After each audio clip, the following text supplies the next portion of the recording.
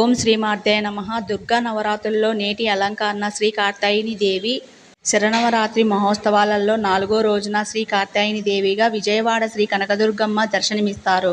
పూర్వం కథ అనే మహర్షికి దేవి ఉపాసన వల్ల ఒక కుమారుడు కలిగాడు. చిన్నతనం నుంచి తండ్రి నుంచి భక్తిని అలవర్చుకున్న ఈ తపస్వికే కార్త్యాయుడు అనే పేరు. ఆయన గొప్ప తపన్నుడు, దేవి భక్తుడు కావడంతో దేవి అనే పుత్రిక పొందాలని తపస్సు చేశాడు. దేవి ప్రసన్నురాలై ఆ మహర్షికి పుత్రిక జన్మించింది.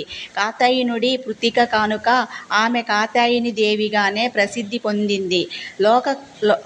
లోక కటకురాలైన రాక్షసుని, ముక్కుంటి దేవతలను, త్రిమూర్తులను ప్రసాదించిన భక్తితో కార్త్యాయని దేవి అంతం చేసి లోక కళ్యాణానికే దహదం చేసింది. ఆమె భక్తుల పాలిట కల్పవల్లి. ఆమె తల్లిని ఆరాధించడం వల్ల చతుర్విధ సిద్ధిస్తాయని, రోగాలు శోకాలు భయాలను నశిస్తాయని,